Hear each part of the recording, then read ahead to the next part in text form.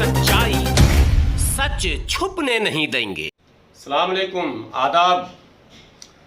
पिछले 15 दिनों से पूरे मुल्क में कोरोना वायरस को लेकर एक खौफ और दहशत का माहौल बना हुआ, लेकिन चंद दिनों से एक नई बात सामने आ रही है कि ऑक्सीजन की किल्लत से मरीज मर रहे हैं। आज जब मैं ये वीडियो बना रहा हूँ तो आपको ये बता रहा हूँ कि आज की खबर यह है कि ऑक्सीजन की कमी की वजह से दिल्ली के बड़े बड़े अस्पतालों में, जिसमें सर गंगा राम का भी नाम है, वहाँ 25 से ज़्यादा मरीज तो सिर्फ सर गंगा राम में रात को ऑक्सीजन ख़त्म होने की वजह से उनकी मौत हो गई। इसका मतलब है कि मामला जो कुछ भी है वो सारा का सारा मामला हवा का है, ऑक्सीजन का। ऑक्सीजन की कमी क्यों हो रही है और उसकी पूर्ति कैसे होगी? कोरोना से डरना है या लड़ना है? बचाव का रास्ता अपनाना है या फिर अस्पताल पर भरोसा करना है? ये इन सभी बातों को लेकर मैं आपके सामने हाजिर हुआ और आज एक बहुत महत्वपूर्ण बात बताना चाहता हूं, जिससे आपके लाखों रुपए की बचत भी होगी, आप स्वस्थ भी रहेंगे, खुशहाल भी रहेंगे, सुखी भी रहेंगे और अस्पताल के चक्कर काटने से आप बच भी जाएंगे। अक्सर आप देखते होंगे ये हमारे हाथ में है सैनिटाइजर। जब से कोरोना का दौर शुरू हुआ तो मास्क और सैनिटाइजर का मामला चला। अक्सर आप देखते हैं कहीं से आया और फौरन जो है यूं मारा, सैनिटाइज किया और आपने कहा कि भाई सैनिटाइज कर लो। कई जगह जो है टनल लगे हुए हैं, पूरे फुल बॉडी जो है वो सैनिटाइज किया जा रहा है उस टनल में।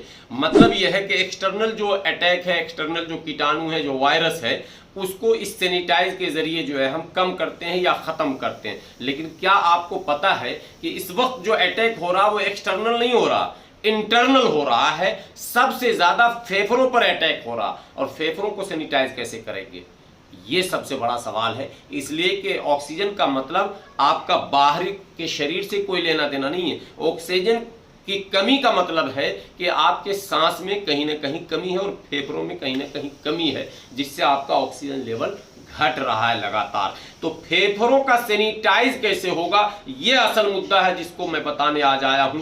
बाहर तो आप सैनिटाइज खरीदते हैं और सैनिटाइज कर लेते हैं, लेकिन फेफड़ों को कैसे सैनिटाइज करेंगे उसके दो रास्ते मैं बताता हूं। सबसे पहले मैं आपको बताऊं कि आप जहां भी हैं, जिस जगह भी हैं, घर पर हैं, आप देखें छोटा सा पतीला लें। आप सबसे पहली बात कि ठंडे पानी को आप अवॉइड कर दें। बिल्कुल ठंडा थम्स अप, पेप्सी, किसी भी तरह बर्फ का इस्तेमाल बिल्कुल बंद कर दें।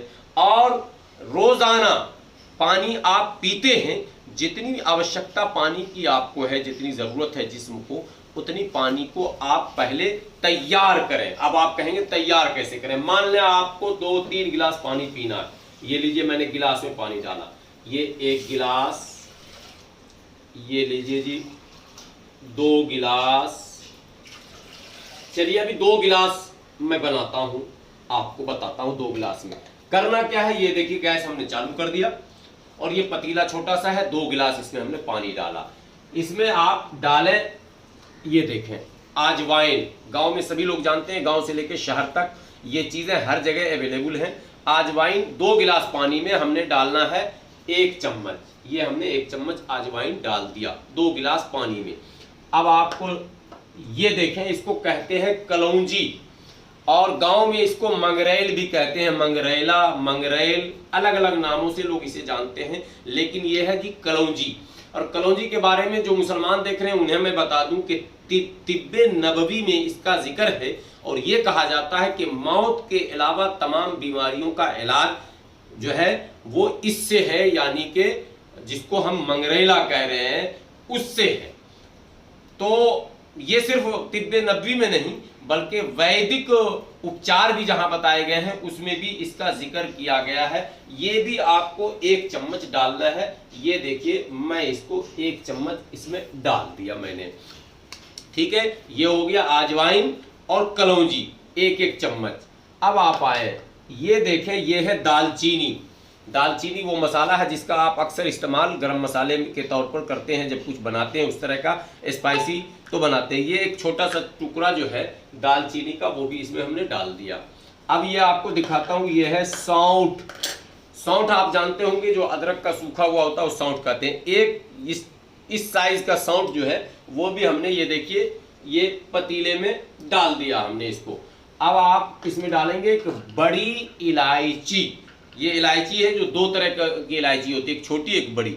बड़ी इलायची हमने इसमें 2 बड़ी इलायची, ये लीजिए जी, 2 बड़ी इलायची डाल दिया और कुछ दाने लौंग डाल देंगे और इसको आप जोश देंगे, उबाल लेंगे इतना कि ये जो अर्क है, ये जो रस है इन सभी चीज़ों का, यानी कि कलौंजी का और अजवाइन का, दालचीनी का, सौंठ का, बड़ी इलायची का और लौंग का, इसका अर्क पानी में समा जाए और उसके बाद छान कर जब भी आपको प्यास लगे तो इसी पानी को पिए।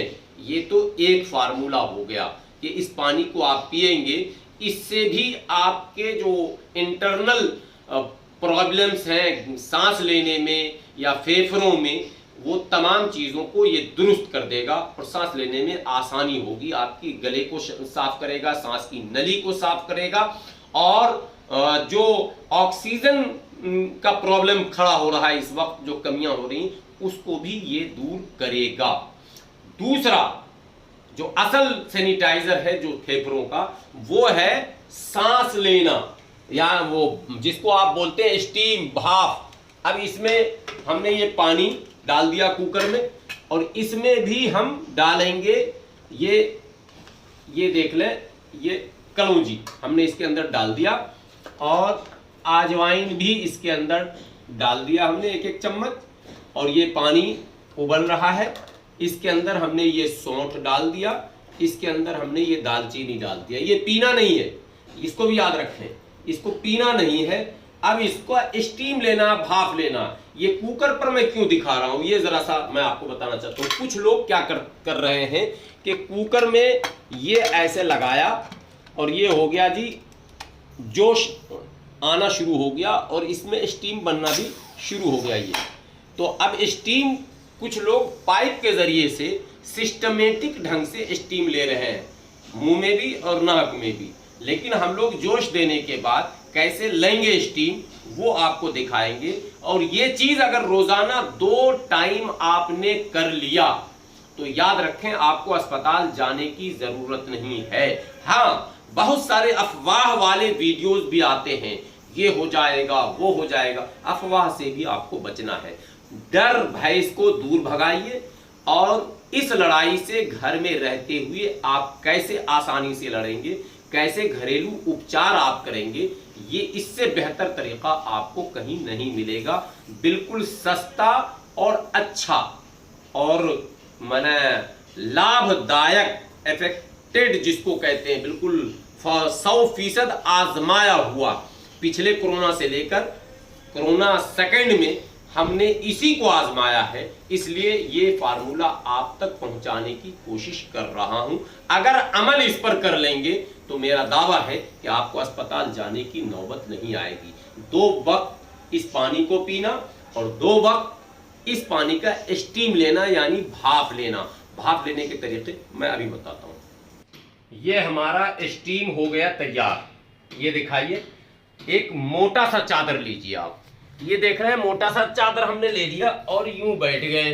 ये हमारे पास कुकर है, इस कुकर में इसलिए हमने जोश दिया कि वो अर्क पूरा जो है पेवस्त हो जाता है, वरना आप पतीले में भी ये काम कर सकते हैं, लेकिन चादर मोटी होनी चाहिए। और ये इस तरह से बैठिए आप, और इस तरह से आप फेफड़े का सैनिटाइज करने के लिए ये देखिए, ये किया। और ये एक तो इंटरनल भी हो गया, और ये जो पसीने आप देख रहे हैं इससे चेहरे के ऊपर जो छाए रहते हैं, दिन भर इधर उधर आप घूमते हैं, जो बहुत तरह का धूल ये वो, उसको भी ये बिल्कुल जड़ से निकाल देता है। और पसीना पसीना आप हो जाए, घबराएं नहीं। 5 मिनट कम से कम स्टीम जरूर लें, भाप जरूर लें, और मुंह से भी खींचें और नाक से भी खींचें और फिर छोड़ें। 5 मिनट सुबह और 5 मिनट शाम अगर आपने ये काम कर लिया तो इंशाअल्लाह मैं यकीन के साथ कहता हूं कि आपको अस्पताल जाने की नौबत नहीं आएगी। आपसे गुजारिश है कि आप इस वीडियो को ज्यादा से ज्यादा लोगों तक फैलाएं, ताकि हर वो गरीब जो अस्पतालों के चक्कर काट रहा है और डॉक्टरों के गलत सलाह से लाखों रुपए बर्बाद कर रहा है, वो पैसे भी न बर्बाद हो, वक्त भी न बर्बाद हो, और सेहत भी उनका बेहतर रहे, वो महफूज रहें, तो इस वायरस से भी दूर रहें। इसलिए ये आपकी सामाजिक जिम्मेदारी है कि इस वीडियो को आप दूर तक पहुंचाएं। शुक्रिया, खुदा हाफिज, अस्सलाम वालेकुम।